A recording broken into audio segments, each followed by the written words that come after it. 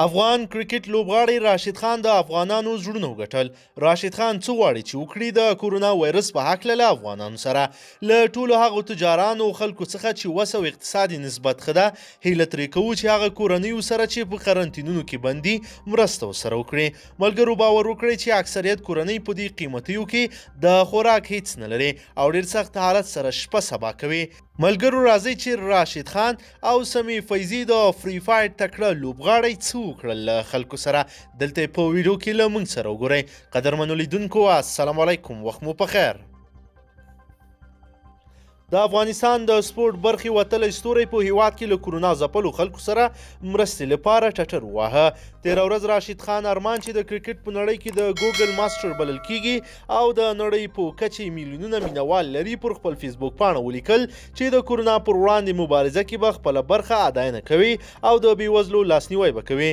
نوموړي لیکلي و چې موږ له ټولو وګړو سره مرسته نشو کولی خو له خامخا له یو شمېر انسانانو سره مرسته کولی شو. زه راشد خان به په دغو سختو حالاتو کې له خلکو سره مرستې کوم او دا زما مسؤلیت دی.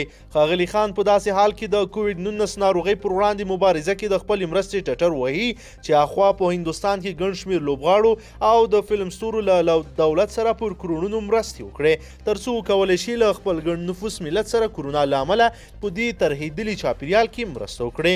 له راشد خان سربیره د افغانستان د آزادو سیالۍ یو بل اتل عبدالسمیع فیضي هم په خپله یو لیکنه کې چې له خپل فیسبوک او ټویټر څخه یې خپره کړې ده ویلي چې د خپل توان سره سم به د روانو سختو حالاتو کې د افغانانو لاسنیوی کوي.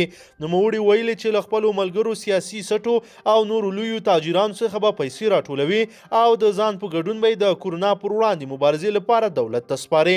ښاغلي راشد ارمان هم ویلي دي چې هڅه کوي له نورو لوبغاړو او سوداګرو سره اړیکه ونیسي او د دغې لوی بیولوژیکي او روغتیایي معضلې د قابو کولو لپاره ورڅخه مالي مرسته ترلاسه کړي. که څه هم راشد خان په ښکاره د خپلو مرستو مقدار نه دی ښودلی خو په ټولنیزو رسنیو کې ډیری هیوادوال د راشد لخوا د $1 میلیون او د فیضي لخوا د $1.5 لک مرستې خبر لاس پر لاس کوي.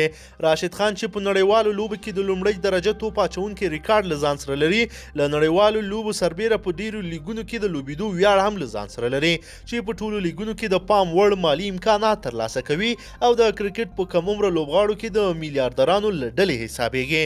تر دې دمه نورو لوبغاړو او د هیواد په کچه لویو پانګوالو د مرستې غږ نه دی اوچت کړی خو تمه ده د نورو هیوادونو په څیر دلته هم تجارتي او د مالي امکاناتو لرونکي سټې له حکومت سره د کورونا پر وړاندې ګډې همکارۍ ته دوام ورکړي.